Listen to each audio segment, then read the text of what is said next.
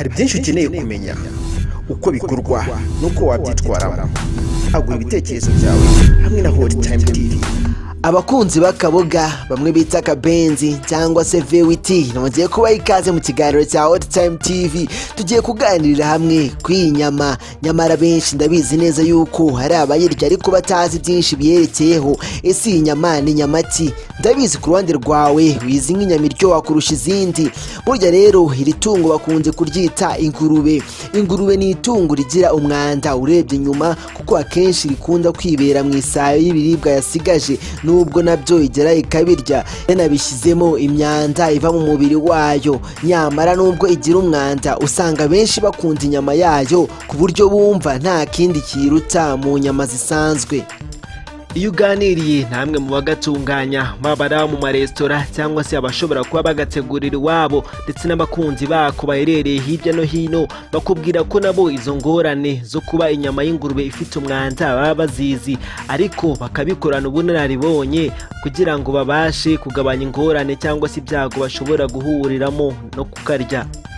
Nkuko bitangazwa n'urubuga Ancestry.fr, inyama y'ingurube ngo iba ishobora gutera ingorane z'uburwayi burenga 35, harimo kuba umuntu yarwara inzoka yo mu bwoko bwa tineya cyangwa se izindi ndwara zo mu nda zishobora kugaragazwa n'ibimenyetso nko kuruka, guhitwa ndetse na hamwe ugasanga zinatera indwara z'umutima bitewe n'ibinure byinshi zigira.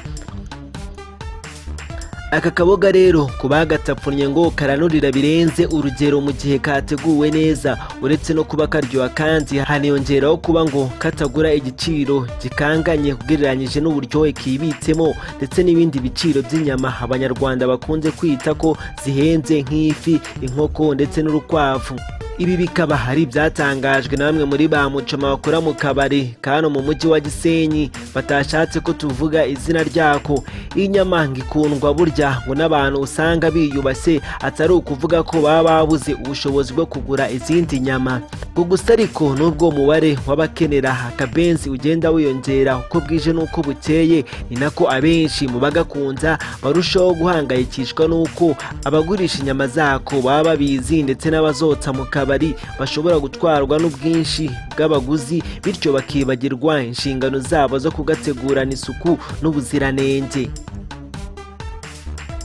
Umusore ukora akazi ko kotsa inyama mu kabari kamwe gaherereye mu mujyi wa Gisenyi utarashatse ko tumuvuga izina, avuga ko burya umubare munini w'abantu babagana utuma batabasha kugatunganya neza uko bikwiye. Abenshi ngo baba bashaka ko tugira vuba, ariko niyo mpamvu usanga burya ngo ibijyanye n'isuku tutabyitaho. Akomeza agira uti buri munsi tubaga byibura ingurube 5, ntabwo rero twabona veterineri wo kuzidupimira buri munsi. Byongeye kandi nabo ba veterineri baduca amafaranga ku buryo umuciye muri humye ubaga nyinshi zishoboka, cyane ko n'abazikeneye baba bisukiranya ari benshi.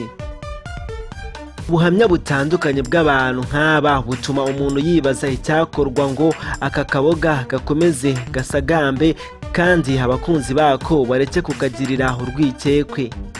Aha ahanini zikaba ari ingamba zigiye zifatwa na Minisiteri y'Ubuzima, aho ngo buri gihembwe bagerageza gusura amahoteli n'amaresitora akora mu mujyi wa Gisenyi mu rwego rwo kugenzura isuku ihari ndetse n'iy'amafunguro, maze abagize amanota make bagafungirwa imiryango nk'uko twabitangarijwe n'inzego zibishinzwe.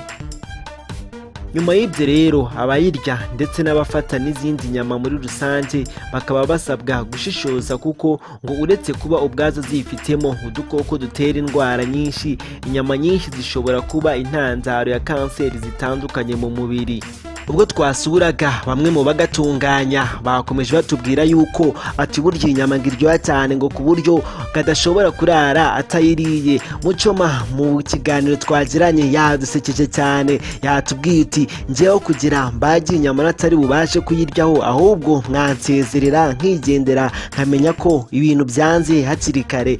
tugana mu gikari twasanze abari kukarya nabo nubwo batifuje yuko tubagaragaza amazina nabo baduhaye amakuru bagira bati aka kanyama sinshobora kujya kuryama ntakariye, uti rwose aka kanyama iyo ntakabonye mba numva mbura ikintu gikomeye.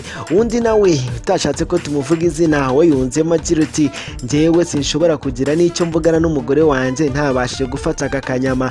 Byatumye tugira amatsiko yo kwibaza uti ese aka kanyama hari icyo kaba gafasha? Ku rundi ruhande muri abantu bakuru namwe murabyumva, reka twikomereze. Wowe ukurikirana Hot Time TV kandi uri umukunzi w'aka kanyama, reka tugire icyo tukubwira. Nimba ugakunda gerageza ugenzure nimba isuku yako ihagije, ugenzure ahantu gatekerwa nyamara nimba ari isuku ihagije, ndetse n'ugateka umenye nimba afite ubunararibonye cyangwa se afite ubuhanga mu kugatunganya, kuko iyi nyama bakubwira ko nanone iyo itunganyijwe nabi ishobora gutera zirangaruka cyangwa se indwara zitandukanye. Ko gutunganywa nabi kwa mbere tuvuga ni ukuhe? Kutamenya ko iyi nyama yahiye. Hari abantu usanga bihuta ugasanga barashushubikanya muco muti ziravuba gira vuba ndi kwihuta.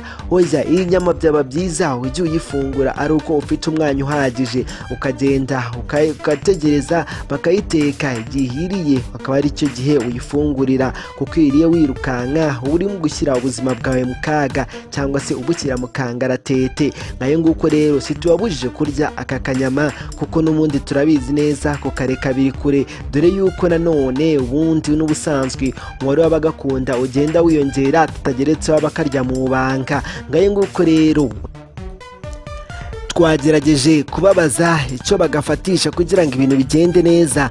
Batubwiye yuko aka kanyama iyo ugafite biba byiza iyo bagateguranye igitoki, ariko ngo hato na hato hari n'abashyiraho ikirayi, uti rero bikaba akarusho usomeje ka byeri gakonje. Ngaye nguko rero abakunzi bagacupa, abakunzi b'aka kanyama, murumva ko birajyana ngo ntago bisigana.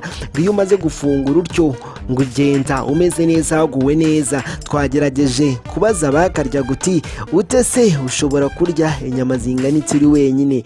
Umwe yatubwiye uti byibuze uba ugomba kurya ikiro ndetse n'igitoki ngo cy'amafaranga 500 kugira ibintu bigende neza. Twamubaje tese ikiro ntago gishobora kuba ari cyinshi, uti reka uti ahubwo kubera uburyo kanurira mba wumva habura akanusu. Twasetse twatembagaye twifashe imbafu. Ngaye nguko rero mwe mukurikirana Hot Time TV, ibintu ntabwo byoroshye. Iyi nyama iri kugenda ica ibintu. Mucoma yadukoreye ikigereranyo cy'abantu bagafataga agitangira gukorera mu icyo cyokezo. Yatubwiye yuko ubwo yageraga muri ako kazi ngo babagaga ingurube 2 ku munsi, utari ku magingaya ngo babage 5, 6 byanarimba na 7 zikageramo. Ibaze nawe, urumva ko abayoboke bako babaye benshi. Urumva hari abakarya mu banga, hari abakarya bakabigaragaza, ariko yatubwiye yuko abakarya mu banga nabo burya basaba abakarya mu banga nabo bamaze kuba benshi nubwo batigaragaza, ariko abakagura mu banga nabo barabafite kandi ni benshi cyane. Ngaye nguko rero wowe kwicana Hot Time TV, ibintu ntago byoroshye, ibintu birakomeye. Niba ari igitekerezo ufite kuri iyi nkuru wakidusangiza, nimba ari irindi zina ufite wita iyi nyama ritari yariya twavuze ruguru nk'akabenzi cyangwa se VWT, waridusangiza ukaremanura hasi muri komenti tukarimenya. Ngaye nguko rero turabakunda cyane. Nimba ushaka gukomeza gukurikirana ibiganiro byacu kandi subscribe nyaboneka kugira ngo ujye ibiganiro byacu 5 kuri 5. Turabakunda cyane, Imana ibane namwe. Ngushimira wo komeza kudukurikirana, komeza ubane natwe, uri kumwe natwe nta rungu, uri kumwe natwe urasobanukirwa, uramenya, uzamenya byinshi bigiye bitandukanye ushaka kugufasha mu buzima bwawe bwa buri munsi. Ngaye nguko rero Imana ikomeze ibandebere icyoroshye. Hari byinshi ukeneye kumenya uko bikorwa nuko wabyitwaramo.